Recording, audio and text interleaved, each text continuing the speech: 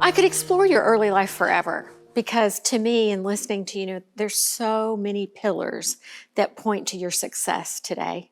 You learned so much in all kinds of ways.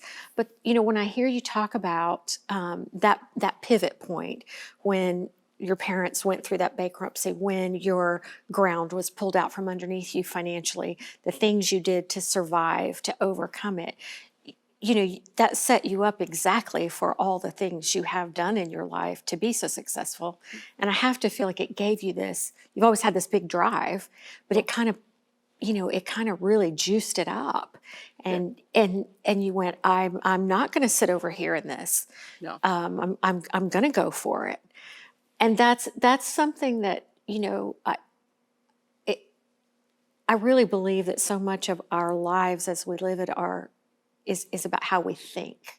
If you think success, if you vision success, you create success. And if you don't, if you're living in a very negative mindset and you're living fearfully or you're living in anger or you don't have a good self-image, you don't have good self-love, well, you're not going to do what you did with your life. So parents, siblings who were probably helping raise you, Yeah. an incredible experience at a young age in a big business, a big work ethic, and just your internal, how you as Elizabeth Hamilton are wired Yeah. is being wired for success. So where I'd love to explore is, and you've told me this story, but please tell it to our audience because I think as a woman it's an amazing story because of your choices. Tell me about having 4 little boys and deciding you wanted to go back to work. Yeah. Yeah. That's a moment. Yeah. When you have 4 little kids and they're 0, 2, 4, and 6, I can remember at one point it's even like paying for a shower. Like when the littlest one came home from the hospital, I'm like, I need a shower. And I don't know how I'm going to get one. There's a lot going on here. There's moments like that. And so you get a little outnumbered and you wonder, okay, who's really going to step back from their career or their moments and so forth and sacrifice something so these human beings grow up whole and fulfilled Mm, and happy and as much joy as you can because it's about them, not us. And so absolutely. my husband and I made a decision pretty early on that we would both work from home. And so I can't give credit to 4 boys without him.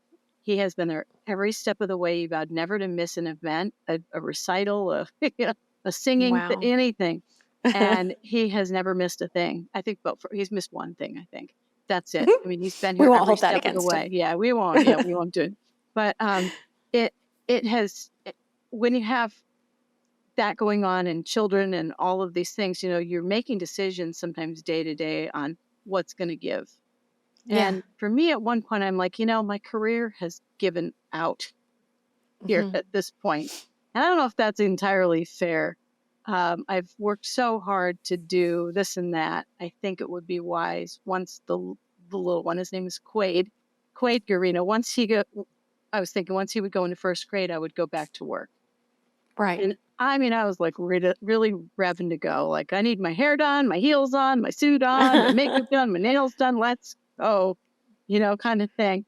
And I got there and I'm like, well, this sucks. This absolutely isn't all it's cracked up to be. And partially maybe the job, but partially I was like, there's got to be a way where I don't feel like I need to be 400 people rolled into one, kind of thing. Because Hmm. it really felt like on both ends, both my husband and I were like, okay, in order to do things to the level that we do things, we both feel like we have to be 6 people Hmm. trying to work, trying to do, and that didn't even count if somebody got sick. So there were a lot of things going on. So anyway, I get the job. I'm the vice president of financial services. I'm back in motion. I'm doing my thing, and I quickly discover I'm in like a boxing ring. Like picture a giant square with a boy in each corner.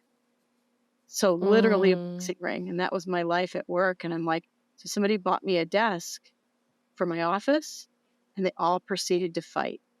Why does she Oh my get such a gosh. nice desk? And did it. So I'm like, okay. I closed my door and I literally wrote down the business plan to Best Ever You in that moment. I wrote best ever me, best ever you. Where did And that come from? Do you I remember what was going just through your head? remember feeling exhausted Like I want to be at home, but it's not okay. Women don't think it's acceptable if you're an at-home mom. So you have all this pressure on me to go to work. Then when you get home, you've got all this pressure on you to go to work. When you're at work, you've got all this pressure on you to go home. And I'm like, Right. I can't reconcile the two. I don't know what people want me to do. And I finally went, wait a minute. I don't care what people want me to do. I'm going to do what I need to do. And this family needs to do. And my husband and so forth. We're going to do what we need to do in this moment. And I was like, I bet I could work from home.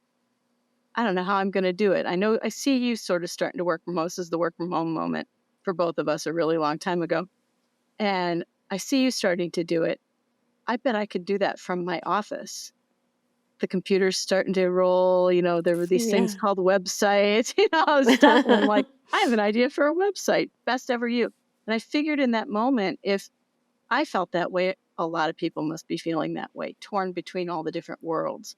Oh, listen, preach. I was right in the middle of that too. Oh yeah, just like, how do I do all of this and be, how do we make dinner? How do we have date night? How do we get our jobs done to the high level that we do things? How do we raise these children to the high level with which we do things so that they're okay?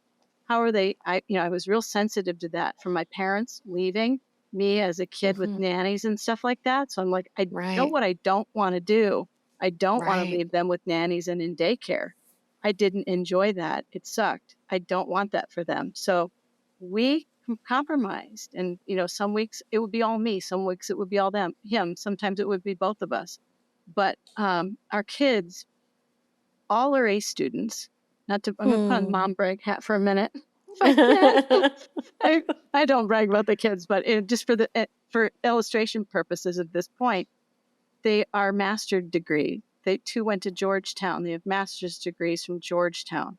One played college baseball. One played pro baseball overseas. Yeah, camp. They've done all sorts of really cool things, and they've had foundation underneath them.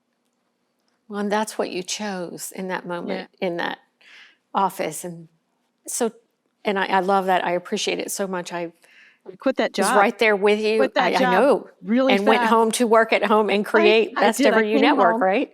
I quit a really high-paying job to come through the door and say, I just quit my job. And everyone's like, what?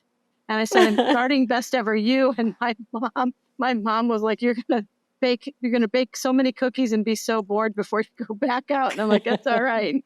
And now she says, that's a really cool company and I'm proud of you and the books are cool and all this stuff.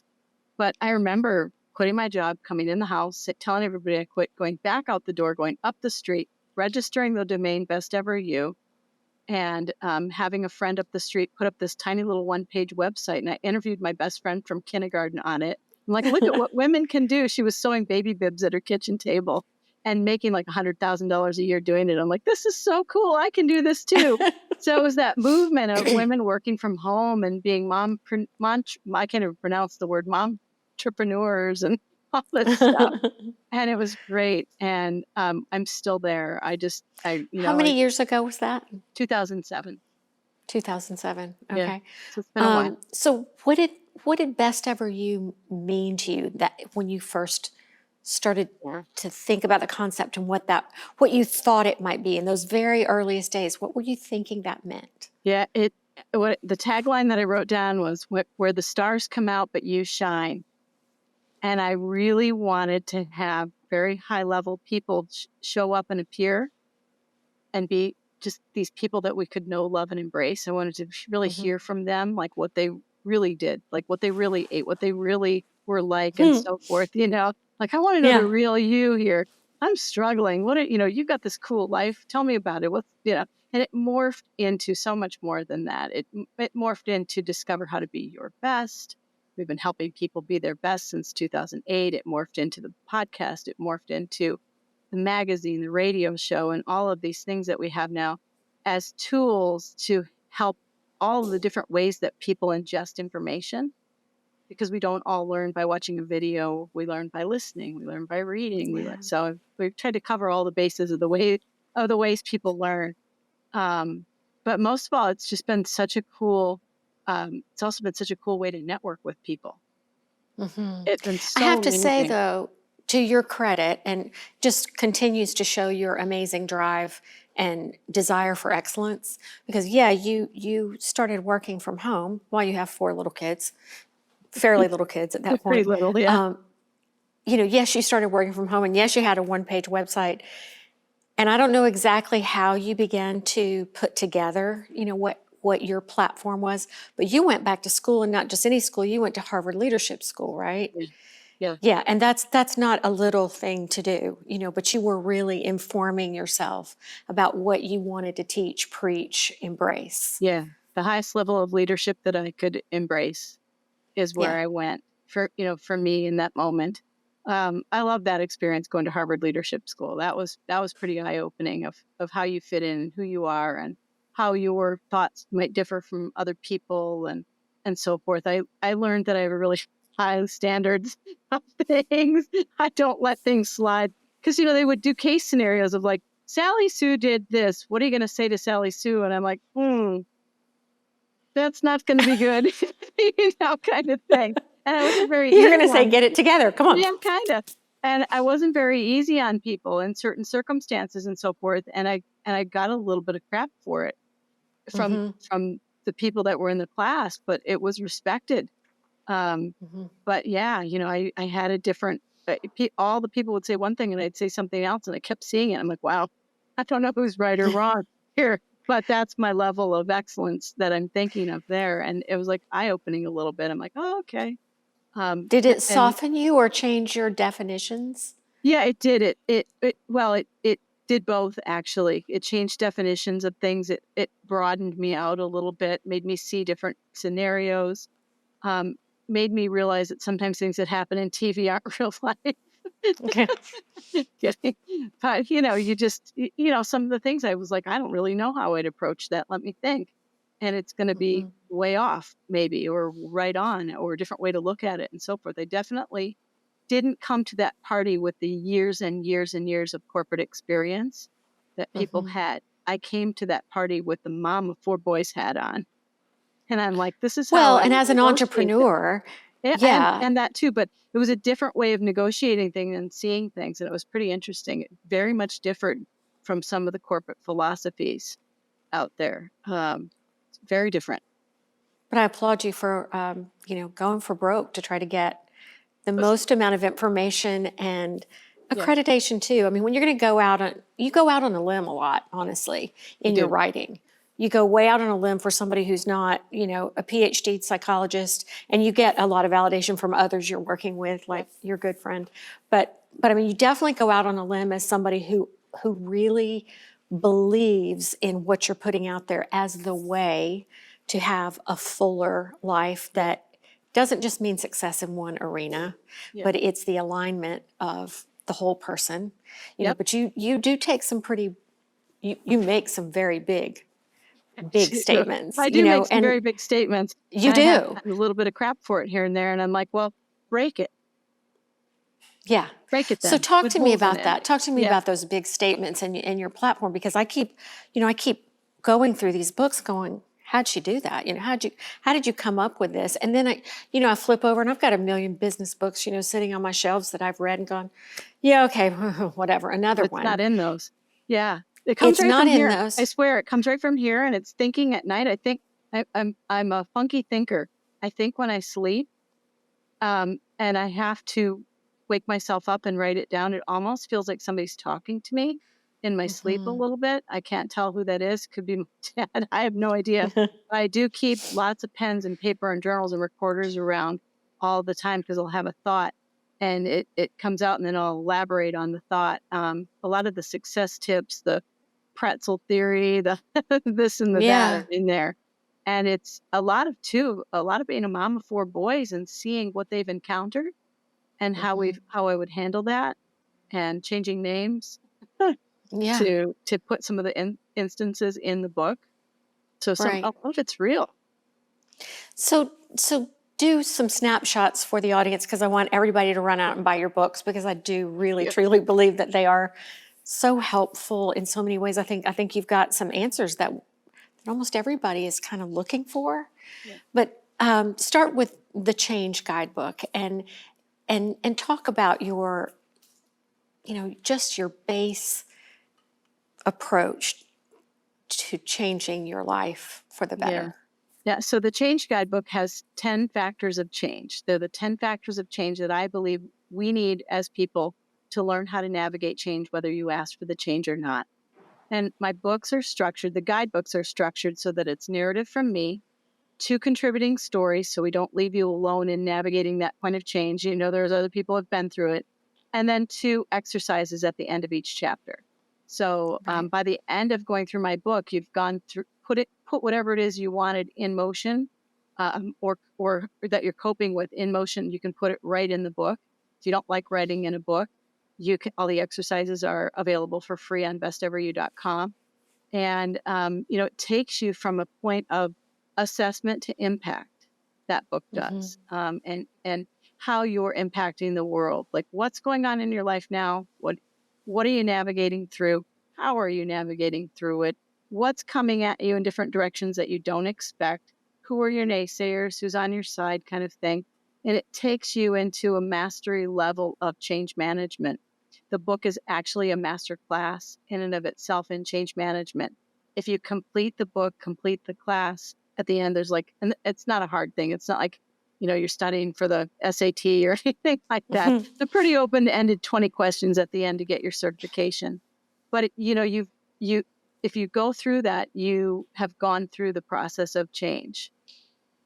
So I go back a little bit though. Those are big words, and it feels lofty, and it feels like we're in a PhD program. I love your positioning line for the Change Guidebook. Would you read that? Oh, yes.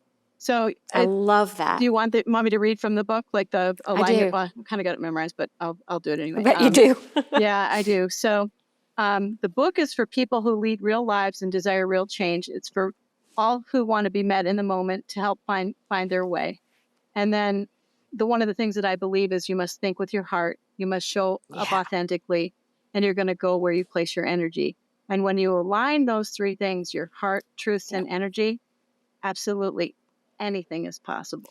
And that's what grabs me every time I look at that cover. Aligning heart, truth, and energy. Yeah. I mean, and that's not a PhD program, and yet it is. But I mean, every single person can understand, oh my gosh, yeah, I'm really off base over here. My heart's not aligned with my job. How do I get out of it? Even though I make a lot of money over here. Yeah, Yeah. And it's that's a taking people profound from book. here to here all day long.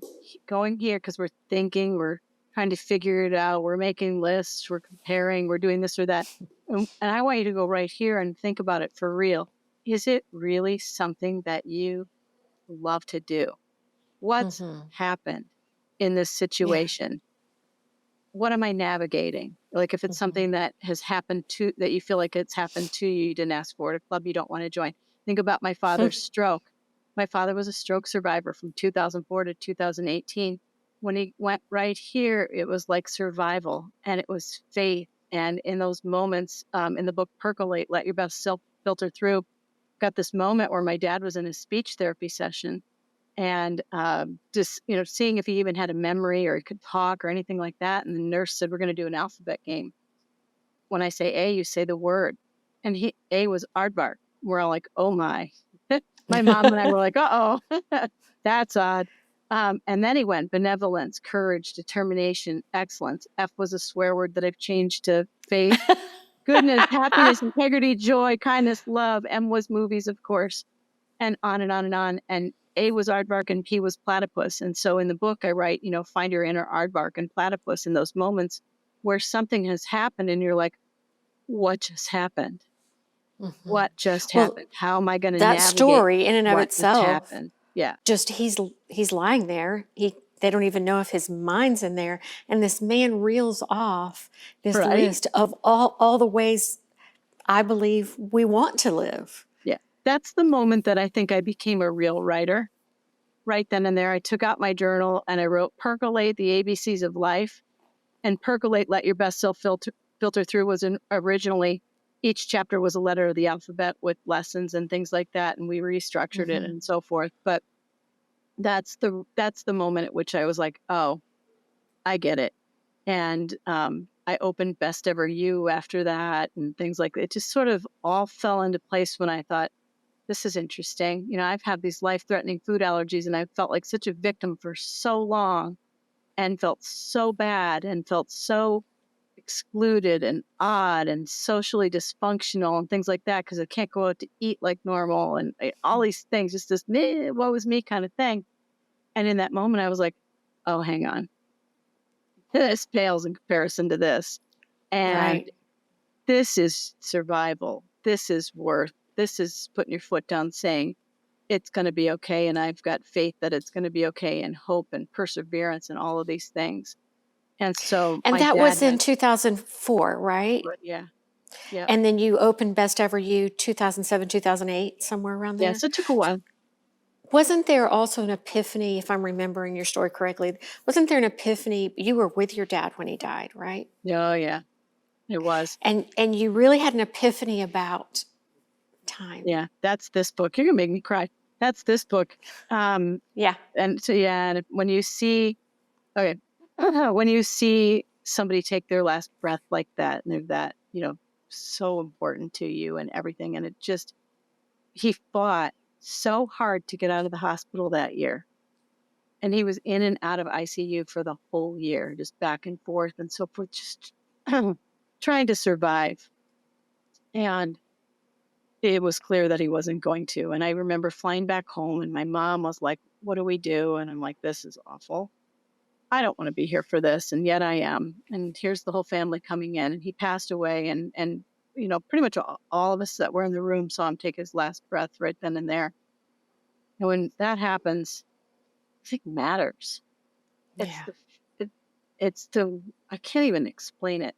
I sometimes think, wow, you're a really, really, really fast-paced world, and you're just processing through people and going. And I'm so slowed down and so right here and so paused for purpose and peace and things like that because I've seen somebody pass away. It made me go, you know what, everybody? We are not entitled to time. No matter Yeah. what you think, we are not entitled to time.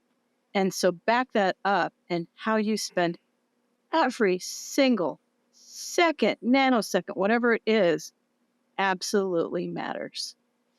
What you Well, do that's every minute, it does. every It moment does. matters, and it really does. And I can remember when I came back from my father dying, I was up at Shaw's. We have a grocery store called Shaw's, and I was standing over these pears.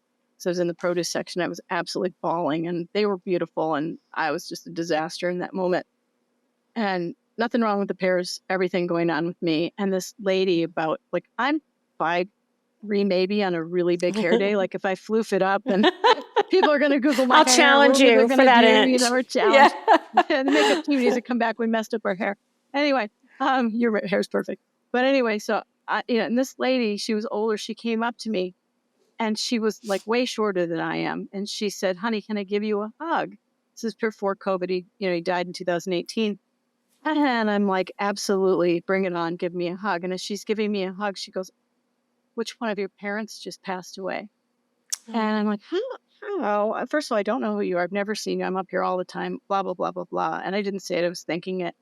And I'm like, how did you know that? And I said that. That came out. I'm like, how in the world did you know that? And she goes, everything about you is unmistakable. And I'm here to tell you that it's going to be okay. Put one paw in front of the other, and you're going to be just fine. And I'm like, one paw in front of the other. That's a really strange thing to say to me. One Kind of paw in thing, front of like the other. one, and Yeah. I love cats and I love dogs, and I'm like, who are you? Kind of thing.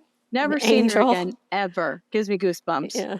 I think. I don't know who that was, what that was, but when my dad was really sick the last Christmas that I had with him, he said, look, and I was the only one. A lot of us couldn't handle him being so sick because he was really sick, and I'm sitting up there and I'm cuddled up to him and everything, and I'm not afraid of him sick at all. And he's like, you're one of the ones that isn't afraid of me sick. And I'm like, no. And he goes, this is the last Christmas. I just want you to know I will not be here for the next Christmas. And I'm like, oh, don't say that. And he goes, no, I want you to hear me. And I'm like, well, what am I going to do? Like, what? Like, they're going to make me cry. Like, what am I going to do without you? And he goes, you're going to put one. No way. Yeah. So, Oh yeah, my gosh. you tell me who that was. I think it was an angel. I do. Freaks me out every Well, time I tell it. can I'm you like, go oh, back just a my little bit? God. Yeah. Because obviously your dad was an amazing person. Cool. And Very cool human. and he had all these kids, but you Yeah. had this incredibly close relationship with him. Were you like him? Yeah. Are you like him? Yeah, I'm like both of them, actually. Super, super driven. You know what he was that I'm not? He was a super perfectionist. That I learned not to be from him. Yeah, I He don't think that. frustrated me. Like, let's get it done already, kind of thing. Tell me more about him. Tell me his first name. Give me a story. Do you have I have a lot do of you have a stories. Christmas story? I do, yeah. So his name was James F. Hamilton, and he's Okay. Googleable. He wrote the book Presidential Prey. He was an old Hollywood screenwriter turned family man. And he decided to leave Hollywood, marry my mom, and have a bunch of kids, and that was that. And then we owned the movie stores, and that was his Hollywood kind of thing. But Christmas was crazy cool at our house. We had in the house there was like a 25-foot ceiling in one of the areas, so the Christmas tree went to the top of that every year, and it was amazing. No Christmas trees ever tall enough still to this day. Like, if I could have the Rockefeller Center Christmas tree in the house, I would do it if I could, kind of thing. So, and my mom's the same way. But yeah, Christmas was really special. But and I can remember one time he did this newsletter for the movie stores, and it was all about the latest releases and the movie stars and things like that, because he was a really good writer, and it was. I don't think back then newsletters were necessarily mailed out to everybody in the town, but he had before membership lists and email lists and all the stuff was a thing. He was the master of it. So he had everybody's names and addresses in a big list. He would do his newsletter and he would mail that thing out to everybody. And I remember one day sitting there going, for your coupons, because he would do buy one, get one free, or rent 3, get the 4th free, or whatever it is. I'm like, you should make those movie ticket stubs. And if there was a cool way to make it actual like cardboard and tear it off, even cooler. But he was like, that's a brilliant idea. And I remember thinking, wow, the brilliant guy just told me I had a brilliant idea. Yeah, because he was brilliant. And that was a cool moment. And from then on in the movie store newsletters, it was always tickets. And you tore them off, and those were the coupons. So tell me more about him. Tell me more. Give me more of your dad. He hated to swim. And we had a swimming pool, and I have the coolest picture of him. The one time I ever saw him in the pool, I'm like, I got to get my camera. And he was in the middle of the pool waving. So I've got this great picture of my dad in the middle of the pool waving. But he was just genius. He loved the Vikings and the Twins. He was a great baseball player, great football player, good at basketball. Probably still holds the records up there in Anoka, Minnesota at the high school. And he was a trooper. There are a lot of kids, and he was right there. Always. I love it. I love it. I feel his spirit so big around you. I can feel that you still sort of live alongside his spirit. Oh, yeah. Yeah, I don't ever let him go. And at his funeral, one of the things that I think he would always say, no one's going to show up at my funeral, like as he got more sick. And I'm like, watch. He took everybody's kids in. So he didn't just have 11 kids. He had more like 30. Oh, gosh. Because all of my brother's friends, all of my friends, all of their friends. I mean, he assembled a mass of young people. His funeral was standing room only huge. Wow. Because of all of the friends that he had helped along the way. He had poured it into that community. Yeah, my parents really they were never adopted or orphaned or anything like that. They didn't come from that background at all. And I never asked him why. I'll ask my mom after this, so I'm thinking about it. But I never understood why, and I still don't, so I've got to go ask why they did what they did. Because, sometimes we do what we know and we turn around and help. And they just had a soft spot for foster kids and helping and so forth. But you could tell, because as we were growing up, they adopted all of our friends too. That's amazing. Loved kids. I don't know how you ever had enough food for that many people, and how it got on the table and how it got cleaned up. Like, that's a mystery to me. When I first met my husband, he's like, "Who are you cooking for?" And he's like, there's 2 of us or 3 of us or whatever it was. And they're little. And I'm like, yeah, good point. Because I'm used to cooking for so many people. So it's great in our house when the boys have their fiancés or girlfriends or their friends here and stuff like that. It gets busy and fun. So the I laundry love that. resumes to the right amount. That was the one thing growing up that annoyed the heck out of me was the laundry. I wish I had the laundry system I have in place here. I had in place here with them as kids back then, because everybody would just throw their laundry down the chute. Mhm. So it all mix up with that many people. What a nightmare. And here everybody has their own laundry basket, and that's your laundry. But when I first got married and had all the 4 kids, I was mixing everything together, and my husband's like, "Why are you doing that?" And I'm like, "This is why." But so Elizabeth, I thought you weren't a perfectionist. The perfectionist laundry system. Well, that one I just thing, can't even fathom though the laundry of 11 kids and 2 adults. Like, it how was a would you ever real- get your own laundry back? That's what I mean. So like in my adulthood, I'm like protective of my laundry. Well, at least you're the only female, so yours is I pretty much can obvious. sort mine out, but pretty funny. Yeah. Yeah. So we have just a few minutes left, and we haven't spent a lot of time on the Best Ever You platform, network, all that you've built.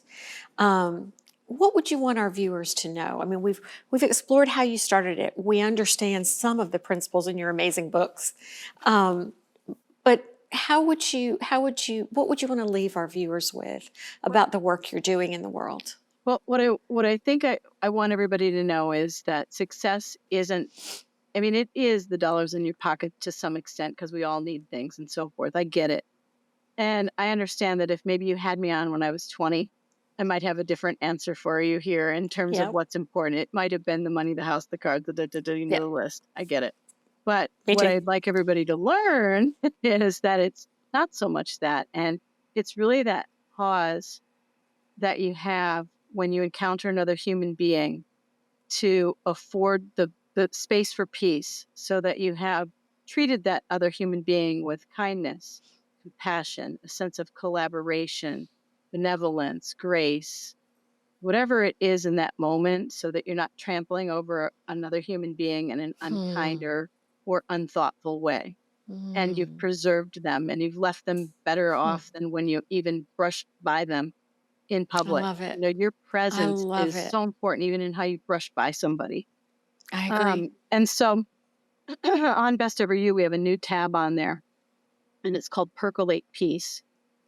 And we are seeking 1 million people to join us in sort of like a march for peace, in a way, to help percolate peace, do random acts of kindness.